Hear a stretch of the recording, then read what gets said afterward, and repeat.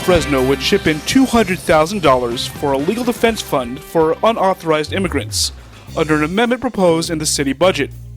Championed by Councilwoman Esmeralda Soria and social justice group Faith in the Valley, the city would contribute funds and encourage private donors to help as well. Questions still remain of where the money comes from. City governments like Fresno do not create nor enforce immigration laws. That is a role of the federal government. Last week, the city heard 2 hours of testimony, mostly from supporters of the idea.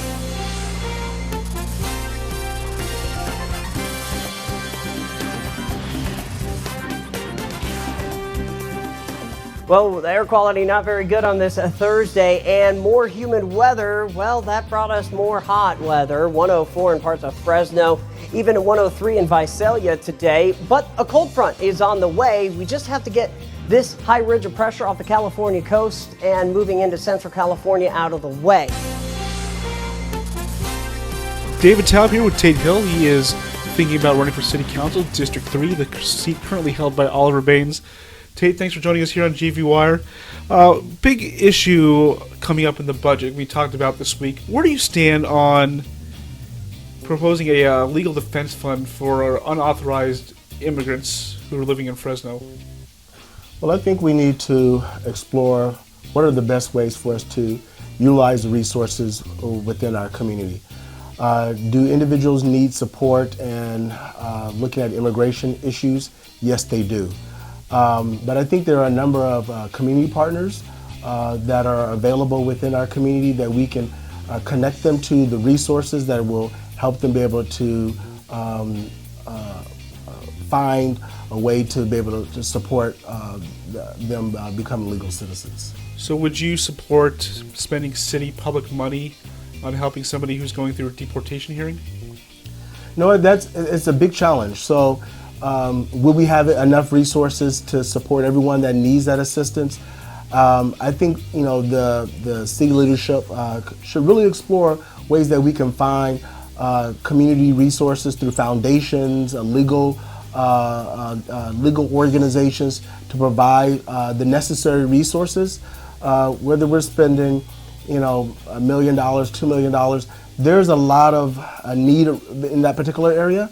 And I think we can better leverage, from a bully pulpit perspective, ways to really find the needed resources to be able to support residents. I think what we have done as a city to make sure that people can feel safe is really important, and the city has a role in that.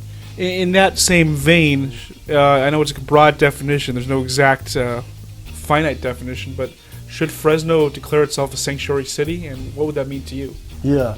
No, and that has been some of the challenge of what is a sanctuary city. One of the things that the city of Fresno has done and made very clear, particularly the police department, that it is not in the business of trying to round up individuals that may be believed to be undocumented. And I think that's something that the city should have a strong stance on in communicating that. Its role is to protect the residents of our city and our community, and it should do that. And so I think when you look at, how do we support individuals within our community, we need to, at a national level, have a pathway of citizenship. It's important here in the Central Valley for economic purposes, but also just really from the human element. People should be able to have a clear pathway into citizenship here in the United States. Speaking of economics, that's sort of your background as the former CEO of the Black Chamber of Commerce here in Fresno. Of course, jobs are always a good thing. Nobody is against jobs, but when you have people working, they need to live. They need to live somewhere. And we've always heard about the housing crunch, the affordable housing crunch. So as a potential city councilman, what would you do to help ease the burden of the housing supply in Fresno? Well, I think there's two things. One is we need to make sure that there's a very clear pathway for housing development here in the Central Valley.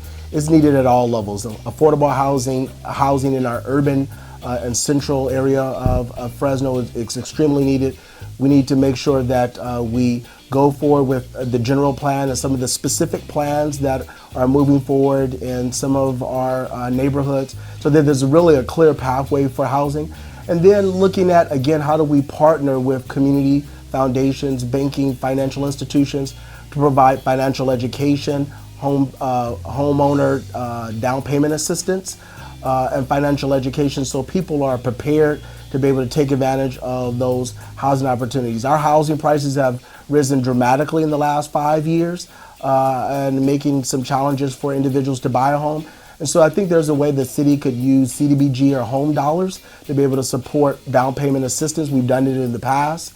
About 10 years ago, we had programs to support down payment assistance and financial education, so people were prepared. Because home ownership is important. It's a critical piece for neighborhoods in our city, and we as a city want to do everything that we can to support individuals towards home ownership. Right, that sounds like some policies to help with the demand end, but with the supply end, would you be willing to lack some policies for Fresno, which there found its way on another national study that it's in the top 10 in the nation of regulations that help prevent housing supply in the cities? Would you be willing to support policies that make it easier for home builders to build homes? I think we need to have a clear pathway so that home builders understand what are the requirements, what are the land use opportunities, and particularly some of our urban and central parts of the city where it tends to be a challenge to build houses. The cost of building houses, the infrastructure needs are there. And so we need to, as a city, create a very clear and a simpler process that homes can be built in any part of the city, whether it's north or south, that a home builder is encouraged to build those housing developments in those neighborhoods, and that there's a real clear pathway. Making sure that we actually follow the general plan and so forth that we have, and support housing that follows that general plan.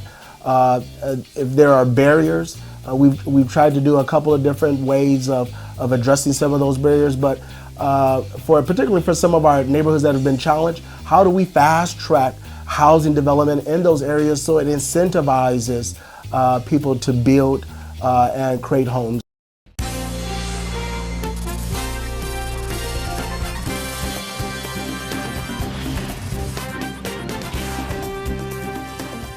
I'm Austin Reed, your Chief Weather Geek. Hope you're having a great day. It's midweek already. That's because, of course, Monday was 4th of July. Hope you had a wonderful weekend. We saw temperatures at the century mark Friday, Saturday, Sunday, but this week things are cooling down. I'll get to that in just a bit. First, I want to talk about how we looked over the 4th of July on Monday. The numbers are in from the National Weather Service. In Bakersfield, the normal temperature 96, the record 114 on the 4th of July. The phrase "In God We Trust" became America's national motto by act of Congress in 1956. Now, that motto is prominently displayed in the City Council chamber at Fresno City Hall. It's about faith. Can't dispute it is about faith. It's about values. It's about patriotism. That's what our community is about. That's what makes our city great. 650 cities throughout the country have adopted the national motto in their chambers. Fresno is the latest and largest city in California to approve the motto's display. And the great thing about this is we have people from all faiths who support us. We have them here today from different faiths. That's the beauty about "In God We Trust." It doesn't choose a religion, it's about faith. Okay, 1, 2, 3.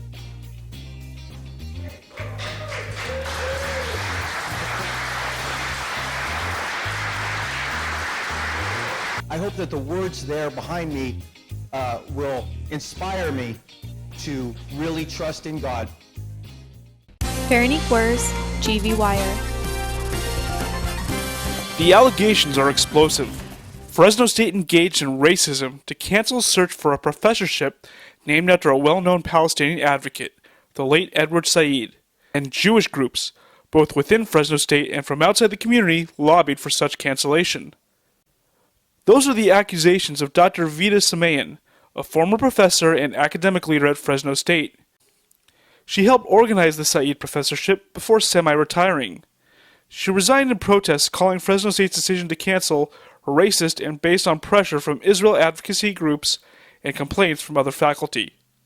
Fresno State President Dr. Joseph Castro denies that racism had any part of the cancellation. During the search, no university official was pressured by any individual or group to cancel the search based on candidates' ethnic background or political point of view. We stand by the university's academic policies, respect for fairness, and academic freedom. Dr. Joe Parks served on the committee as a non-voting member. His role was to make sure the search complied with school standards. The search was canceled purely on racial discrimination matters.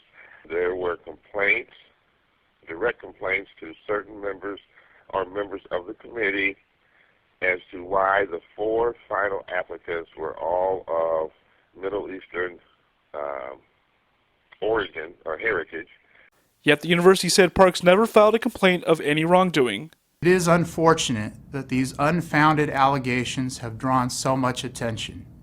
Our dedication to diversity remains strong and is sincere.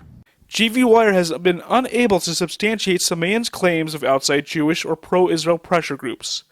We asked Vic Rosenthal, a former Fresnan now living in Israel, who wrote the Fresno Zionism blog. He tells GvWire that he emailed his friends in Fresno, but if there were any outside groups involved, they are keeping quiet about it, which is highly unlikely. Stay tuned as more of the Said professorship controversy develops. David Taub, GvWire.